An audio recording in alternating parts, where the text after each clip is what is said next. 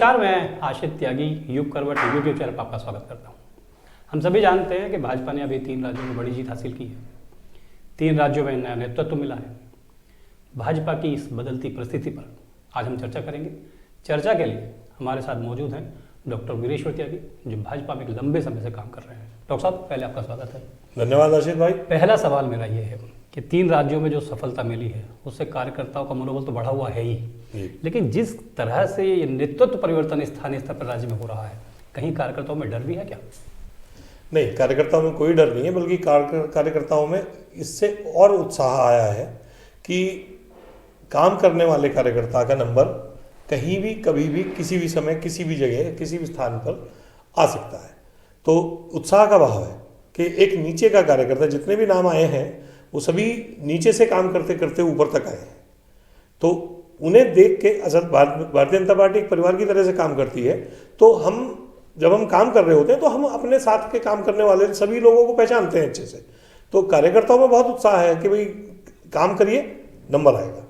अच्छा, आपने भाजपा में लंबे समय से काम किया, आपने भाजपा का संघर्ष का दौर भी देखा है और अब सत्ता का दौर भी देख रहे हैं। कितनी बदली है पार्टी? पार्टी में परिवर्तन है, बिल्कुल, इसमें कोई शक नहीं कि जब संघर्ष का दौर था तो हमारे पास कार्यकर्ताओं की संख्या कम थी।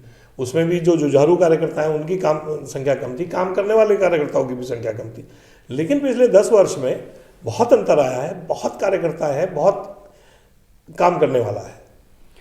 अच्छा, क्या आपको लगता है कि भाजपा में पहले कार्यकर्ताओं को जो सम्मान मिलता था उसमें कुछ बदलाव आया? पार्टी के बाहर से जो लोग दूसरे दलों से शामिल होते हैं उनको ज़्यादा सम्मान मिलता है और पार्टी के कार्यकर्ताओं को कम मिलता है? ऐसा नहीं है। परिवार बड़ा हो रहा है, संख्या बढ़ी है, तो ये तो हो सकता है कि समय कम हो, लेकिन सम्मान, कार्यकर्ता का सम्मान उतना ही है। कार्यकर्ता का अर्थ क्या है? कार्यकर्ता का अर्थ ये है कि जो काम करता है। अब वो बेशक दूसरी पार्टी से आया हो और काम कर रहा है तो उसको सम्मान मिलेगा। लेकिन अगर कोई काम नहीं कर रहा है, चाहे वो बेशक 20 साल से या 30 साल से भारतीय जनता पार्टी में हो, तो वो सम्मान की अपेक्षा कई बार हमारी जो अपेक्षा है सम्मान के लिए, वो बहुत ज़्यादा हो जाती है, जबकि हम उसके योग्य नहीं होते। तो मैं नहीं समझता कि ऐसा कुछ है। सम्मान है और सबका है और खूब है। अच्छा, गाजियाबाद से लेके तमाम आसपास के जिलों की बात भी हम कर लें तो जब चुनाव आता है, चुनाव विधानसभा का हो या लोकसभा का हो, तो टिकट उन लोगों को जल्दी मिलता है जो पार्टी में नए नए आते हैं, और जो वर्षों से संघर्ष कर रहे हैं उन्हें वेटिंग में डाल दिया जाता है। ये तो सच है, इसे तो आप मना नहीं कर सकते। वही बात है कि हो सकता है मेरी अपेक्षा ज़्यादा हो और उसकी योग्यता ज़्यादा हो, तो योग्यताएं भी काफ़ी तरह की होती हैं। तो मतलब भाजपा का कार्यकर्ता आप मानते हैं उनके मुकाबले योग्य कम है? ऐसा नहीं है, ऐसा नहीं है। जो भाजपा में आ गया, भाजपा का कार्यकर्ता हो गया।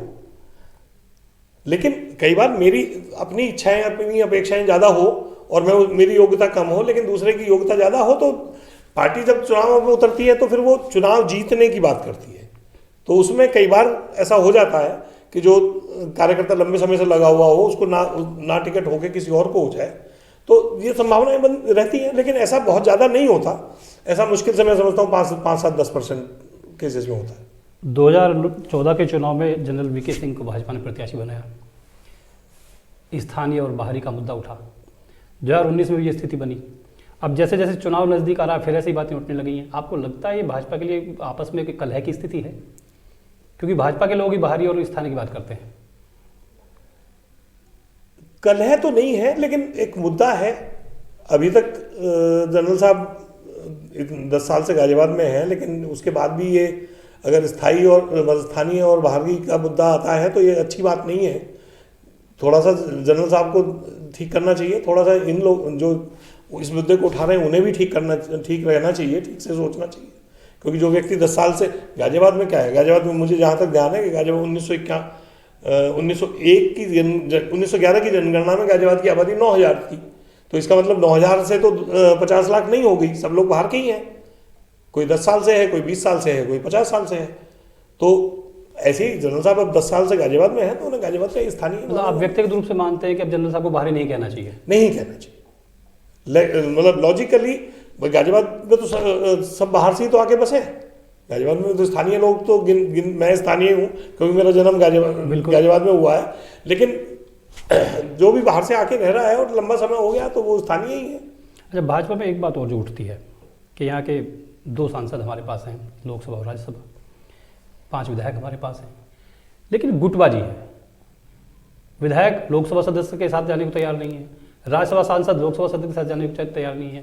तो इसका कितना प्रभाव गाजियाबाद की भाजपा पे पड़ता है? देखिए, भाजपा पे इसका कोई प्रभाव नहीं पड़ता। ऐसे अगर किसी के मन में कोई ग्रजेज हैं तो वो उनके व्यक्तिगत हैं। पार्टी के नाम पे सब लोग एक साथ आके खड़े होते हैं, पार्टी के साथ काम करते हैं और पार्टी का काम करते हैं। अगर एक साथ आते हैं तो वीके सिंह के किसी भी कार्यक्रम में भाजपा के ये लोग दिखाई क्यों नहीं देते? अब ये मैंने बताया ना कि ये किसी का व्यक्तिगत हो सकता है।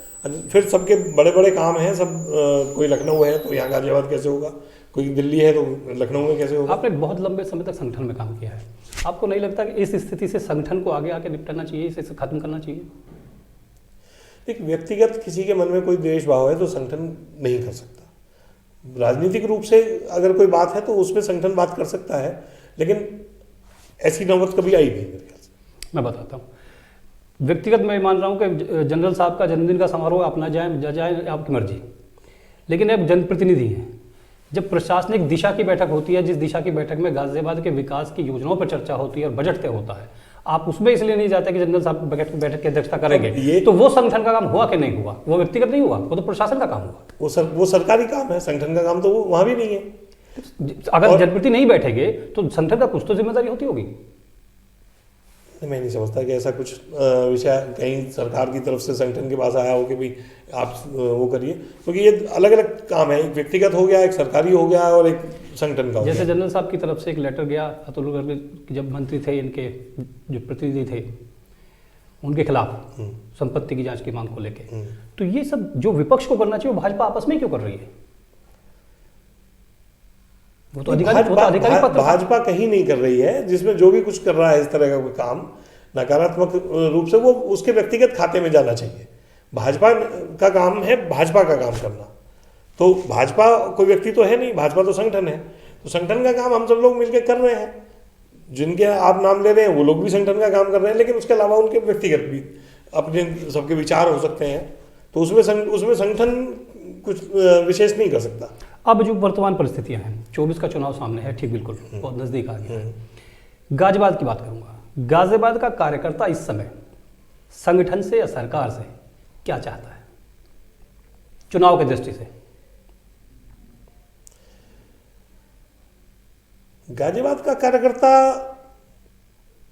ऐसा अलग से कुछ नहीं चाह रहा।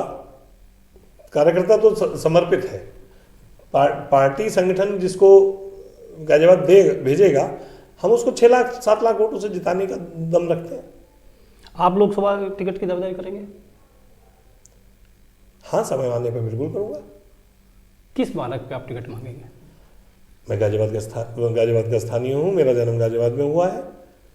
मैं गाजियाबाद में संगठन में लगभग 40 वर्षों से काम कर रहा हूँ। मैं युवा मोर्चा में भी रहा हूँ, मैं संघ में भी मैंने काम किया है लंबे समय। अब भारतीय जनता पार्टी में काम कर रहा हूँ। तो किसी भी कार्यकर्ता का अधिकार है। मैं कह रहा हूँ 40 वर्ष, लेकिन कोई 4 साल से भी काम कर रहा है तो टिकट मांगने का अधिकार तो वो भी रखता है। जो आपने संघर्ष किया है पार्टी के लिए, जो मेहनत की है आपने पार्टी के लिए, क्या आपको लगता है कि उसकी अपेक्षा आपको कम मिला है पार्टी में, कि आप ज़्यादा डिजर्व करते थे? नहीं, मैं ऐसा नहीं सोचता। मैं इसको सब भगवान के हाथ में छोड़ता हूँ। मेरा सोचना ये है कि जिस दिन मैंने शाखा जाना शुरू किया था, मैं ये सोच के नहीं गया था कि मैं लोकसभा का टिकट मांगूंगा या विधानसभा का टिकट मांगूंगा या मुझे कुछ मिलेगा। मैं आज भी इसी उस पे हूँ कि जो मेरे भाग्य में होगा, जो मेरे कर्म, मैं भाग्यवादी आदमी हूँ, कर्म करने में विश्वास रखता हूँ। सब कुछ भगवान के हाथ में, मेरा कुछ नहीं है। तो ऐसा मुझे कोई वो नहीं है कि मुझे कम मिला या नहीं मिला या मिलेगा या नहीं मिलेगा। जो मिलेगा वो फिर भी कितना डिजर्व करते थे आप? अब आज के को कहाँ? देखिए, मेरा आकलन मैं खुद नहीं कर सकता। मेरा आकलन आप कर सकते हैं, मेरा आकलन संगठन करेगा, मेरा आकलन और कोई करेगा। मैं अपना आकलन खुद नहीं करता कि मेरी योग्यता क्या है, मेरी क्षमता क्या है। ये मैं आप सब पे छोड़ता हूँ। आप गाजियाबाद नगर निगम क्षेत्र के निवासी हैं। ये भी आप जानते हैं कि गाजियाबाद नगर निगम पे हमेशा भाजपा काबिज रही है जब से बना है। गाजियाबाद के नागरिक हैं, जागरूक नागरिक हैं। आपको ये भी पता होगा कि समय समय पे चाहे मेयर कोई भी रहा हो, नगर निगम में भ्रष्टाचार का मुद्दा उठता ही रहता है, शिकायतें आती रहती हैं। मेयर खुद जो भी होता है उस वक्त वो बात करता है। तो क्या इसे भाजपा के मेयर जो भी रहते हैं उस वक्त पद पे, उनकी नाकामी कहा जाएगा? नगर निगम में अधिकारियों का वर्चस्व ज्यादा है, मेयर कुछ कर नहीं पाते, ये माना जाएगा? मैं इसको भ्रष्टाचार के मुद्दे को सिस्टम की नाकामी मानता हूं। भ्रष्ट जो है वो आदमी है और आदमी से सिस्टम बना है। अब नगर निगम में अगर 2000, 4000, 5000 आदमी काम कर रहे हैं और उनमें भ्रष्टाचार मुंह लगा हुआ है, तो वो उनका प्रयास ये रहेगा कि जो मेयर हैं उनको कहीं ना काबिज होने दिया जाए। तो जब तक जो काम करने वाले लोग हैं वो ये ना तय कर देंगे हमें भ्रष्टाचार नहीं करना है, हमें भ्रष्टाचार, मैं समझता हूँ कि नीचे जो सफाई कर्मचारी है वहाँ से शुरू होके और ऊपर तक कहीं ना कहीं तक जाता है भ्रष्टाचार, तो और मेयर उसमें उस सीढ़ी में सबसे ऊपर है, तो वहाँ तक पहुँचने का सब प्रश्न ही नहीं। लेकिन ये है कि नीचे के स्तर पे बहुत ज़बरदस्त भ्रष्टाचार है, ये ठीक होना चाहिए। और ये जीडीए देख लो, नगर निगम को देख लो, जब तक बिल्कुल आमूलचूल परिवर्तन ना कर दिया जाए इनमें, तब तक मैं नहीं समझता कि भ्रष्टाचार कोई ठीक कर सकता है। भाजपा हमेशा छोटे राज्यों की हिमायत रही है, छोटे राज्य हो जाएंगे तो विकास ज़्यादा होता है, इस सोच पर भाजपा हमेशा चली। गाजियाबाद की दृष्टि से बात यह आती है कि गाजियाबाद नगर निगम को वृद्ध कर दिया जाए, खोड़ा उसमें शामिल कर दिया जाए, लोनी शामिल कर दिया जाए, मुरादनगर शामिल कर दिया जाए, डासना शामिल कर दिया जाए। तो यहाँ इतनी बड़ी आबादी को नगर निगम में शामिल करके ये भाजपा की कैसा परिवर्तन करना चाह रही है? देखिए, दोनों बात है। प्रदेश में जहाँ छोटे प्रदेश होते हैं वहाँ गवर्नेंस ज़्यादा इफेक्टिव होती है। ऐसे ही देखने में यह आया है कि जितनी छोटी वो होगी वहाँ गवर्नेंस उतनी बढ़िया नहीं है। मतलब खासतौर से अगर हम नगर पंचायतों को देखें या नगर पालिकाओं को देखें तो वहाँ गवर्नेंस इतनी इफेक्टिव नहीं है। वहाँ 1 या 2 आदमी पूरे नगर निगम को चलाता है। बड़े नगर निगम में हम देख सकते हैं कि जैसे बम्बई में वृहद नगर निगम है, दिल्ली में इन्होंने उसको पहले ब्रेक करके देखा तो वो उसमें सफलता नहीं प्राप्त हुई, मिला के जब किया है तो फिर काम होना शुरू हुआ है। बम्बई में हमेशा से बहुत बड़ा नगर निगम है, तो बड़ा नगर निगम हो सकता है सफल हो, क्योंकि मैं तो सरकार में नहीं हूँ और ना ही मुझे कोई बहुत ज़्यादा जानकारी है इसमें, लेकिन बड़े नगर निगम की जो कल्पना है वो ज़्यादातर सफल दिखी है छोटी नगर पालिकाओं और नगर पंचायतों की। इस पर मैं व्यक्तिगत टिप्पणी आपकी इसलिए चाहता हूँ कि कुछ दिन पहले बालेश्वर त्यागी जी ने इसका विरोध किया है। वो कहते हैं कि नगर निगम छोटा रहेगा, ज़्यादा पैसा उसमें खर्च होगा, लोगों को सुविधाएं ज़्यादा मिलेगी, क्षेत्र बड़ा हो जाएगा, बजट उतना ही रहना है, बजट बढ़ जाएगा, कम हो जाएगा एरिया वाइज। इस पे आप व्यक्तिगत क्या कहते हैं? नगर निगम वाकई बड़ा हो के पैसा तो लिमिटेड आएगा, पैसा तो नगर कहीं से ऊपर से आना नहीं है, उसी पैसे में खर्चा चलना है। तो जब 100 वार्ड के आप 150 वार्ड कर देंगे, जब आप खोड़ा की 1.5 लाख की आबादी को नगर निगम में शामिल कर लेंगे, तो फिर सुविधाएं तो कम हो जाएंगी। ऐसा नहीं है, सरकार पैसे देगी। अगर नगर निगम बढ़ेगा तो सरकार की जिम्मेदारी बढ़ेगी। सरकार जो हमारा अधिष्ठापन का जो 2% का जो पैसा आता है वो उसका साइज बढ़ेगा और सरकार हमें अलग से पैसे देगी। भाई नया एस्टेब्लिशमेंट बनेगा तो ऐसा नहीं है कि फेल हो जाएगा। बालेश्वर जी बड़े नेता हैं, सरकार में रहे हैं, तो उनका सोचना अपना अच्छा, उनका भी बात ठीक हो सकती है, लेकिन यह है कि मेरा मानना यह है कि नगर निगम बड़ा हो, काम ठीक से हो, भ्रष्टाचार खत्म हो, तो ये कोई बड़ी बात नहीं है। पहले भी ये क्षेत्र कोई दूर थोड़ी था। नगर पालिकाएं तो हमारे सामने बनी है, नगर पंचायतें भी हमारे सामने ही थी और नगर पालिकाएं भी हमारे सामने बनी है। अब वहाँ नगर निगम बनने की तो संभावना है नहीं, तो इसलिए अगर अच्छे से काम करना है, भाई नगर निगम बड़ा होगा तो मशीनरी आएगी, IAS अफसर्स आएंगे और बड़े अफसर्स आएंगे। थोड़ा जब जैसे यहाँ पुलिस में कमिश्नरेट बनी है तो अधिकारी बड़े हैं, अधिकारी बढ़ते हैं, तो मैं समझता हूँ भ्रष्टाचार उतना नहीं होता है, पहले से कम होता है। तो इस दृष्टि से अभी 1 IAS अफसर है नगर निगम में, तब 3 हो सकते हैं, 4 हो सकते हैं, 5 हो सकते हैं। तो जितने बड़े अधिकारी आएंगे उतना उसका लाभ मिलेगा, उतना उनका विजन बढ़िया होता है। अच्छा, गाजियाबाद में विपक्ष को लेकर आपको लगता है अगर ये इंडिया गठबंधन बनता है और गाजियाबाद से पूरा विपक्ष एक होकर चुनाव लड़ता है तो कितनी चुनौती भाजपा के सामने आ जाएगी? कोई चुनौती नहीं है, कोई चुनौती नहीं है। गाजियाबाद में हम पिछले 7-8 इलेक्शन चुनावों से देख रहे हैं कि अच्छे बड़े बड़े नाम भी आए, रीता सिंह आई, राज बब्बर आए और जो जाने कौन कौन आए, लेकिन कहीं कुछ नहीं, जमानत भी तो नहीं बचा पाते। तो गाजियाबाद में भाजपा का जो माइक्रो मैनेजमेंट है, जो भाजपा का कार्यकर्ता है, वो मन से काम करता है और लग के काम करता है और नीचे तक काम करता है। तो इसलिए हमें कोई चिंता नहीं है, कोई आ जाए। अच्छा, रामलला स्थापना होने वाली है, मूर्ति प्राण पिता, तो जहाँ तक आप, क्योंकि संघ से भी आप जुड़े रहते हैं, उनके कार्यक्रमों में आप जाते हैं, आपके पास जानकारी भी आती रहती है, गाजियाबाद की कितनी सहभागिता उसमें रहने वाली है? देखिए, अभी जो पहले दिन कार्यक्रम है उस दिन 3000 संख्या को निमंत्रित किया है पूरी दुनिया से। तो मैं नहीं समझता कि गाजियाबाद में एक आध के अलावा किसी के पास कोई निमंत्रण होगा। लेकिन संघ का जो मार्गदर्शन है वो ये है कि वहाँ से पूजित अक्षत आए हैं और वो घर घर जाएंगे, घर घर अक्षत जाएंगे। उस दिन घरों पे को ये कहा गया है कि घरों पे दिवाली मनाएं, जैसे भी हम दिवाली मनाते हैं, दिए जलाएं, पटाखे चलाएं। तो मतलब उस दिन पूरे देश में हर्ष का वातावरण होगा, गाजियाबाद में भी होगा। तो गाजियाबाद की सहभागिता यही है कि अगर गाजियाबाद से अगर 1-2 लोग 4 लोग वहाँ जाएंगे तो अलग बात है, वो तो व्यक्तिगत स्तर पर जाएंगे, उनके अपने जो उसके घर घर दीपावली मनाने की, घर घर दीपावली मनेगी, इसमें कोई शक नहीं, और अच्छे से मनेगी। तो जब घर घर संघ का कार्यकर्ता या भाजपा का कार्यकर्ता जाएगा अक्षत लेकर, दीप लेकर, तो क्या 24 के वोट की अपील भी होगी? नहीं, बिल्कुल नहीं।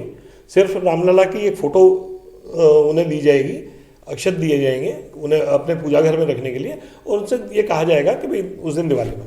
केवल वोट का कोई मतलब नहीं है इसमें। भाई 500 साल बाद हमें ये मिल रहा है, सारी दुनिया से लोग आ रहे हैं, तो वोट का तो कोई मतलब नहीं। वोट के लिए और जब समय आएगा जब चाहेंगे वोट मांगेंगे। बिल्कुल डॉक्टर वीरेश्वर त्यागी के मुताबिक, और हालांकि ठीक बात भी है, वो एक धार्मिक आयोजन है, राम सबके मन में बसते हैं, भारत में रामराज की कल्पना की जाती है, राम की बात की जाती है। तो उस दिन माहौल राम में रहे, दिए जलें, त्यौहार मनाएं, उत्सव मनाएं, और राजनीति उसके बाद कर ली जाएगी। बिल्कुल, उसके लिए समय है हमारे पास पर्याप्त। बहुत बहुत धन्यवाद डॉक्टर, थैंक यू। आज के लिए इतना ही। अब अगली बार जब हम मिलेंगे कुछ नई चीज़ लेकर मिलेंगे, नई व्यवस्था के साथ मिलेंगे। नमस्कार।